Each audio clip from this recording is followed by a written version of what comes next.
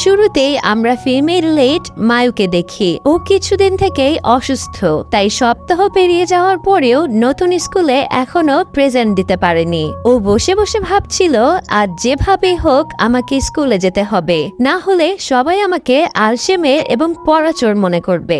এমন সময় ওর মা এসে জানায় তোমার স্কুল থেকে কোনো এক ক্লাসমেটের ফোন এসেছে।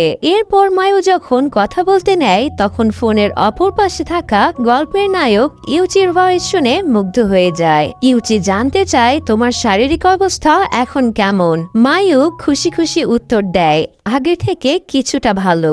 এতটুকু বলে ও নিস্তব্ধ হয়ে পড়ে আর মনে মনে ভাবতে থাকে যে ছেলের ভয়েস এত সুন্দর সে দেখতে কতই না সুন্দর হবে। ও অনেক বেশি এক্সাইটেড হয়ে পড়ে ইউচিকে দেখার জন্য।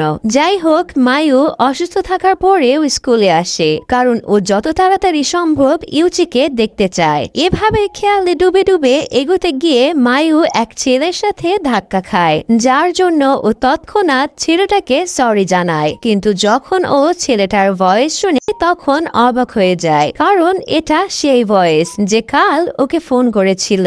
মায়ু এক্সাইটেড হয়ে ছেলেটাকে দেখতে নেয়, কিন্তু অদ্ভুত বিষয় হলো সে মুখে বক্স পরেছিল।